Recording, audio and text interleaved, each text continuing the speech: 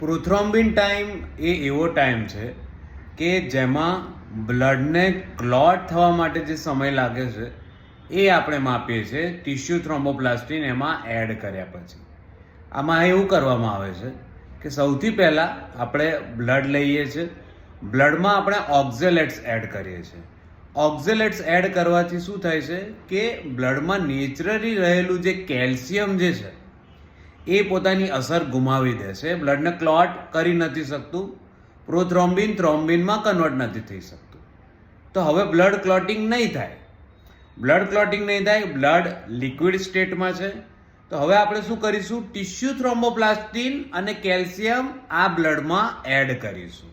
આ બંને જ્યારે આપણે એડ કરીશું તો કેલ્શિયમના કારણે ઓક્ઝેલેટ્સની જે ઇફેક્ટ્સ છે એ નલિફાઈ થઈ જશે, જતી રહેશે, અને ટિશ્યુ થ્રોમ્બોપ્લાસ્ટિનના કારણે પ્રોથ્રોમ્બિન એક્ટિવેટ થઈ જશે અને બ્લડ ક્લોટ થશે. તો આ જે સમયગાળો છે ટિશ્યુ થ્રોમ્બોપ્લાસ્ટિન એડ કર્યા પછી બ્લડને ક્લોટ થવા માટે જે સમય લાગે છે એને કહેવાય છે પ્રોથ્રોમ્બિન ટાઈમ.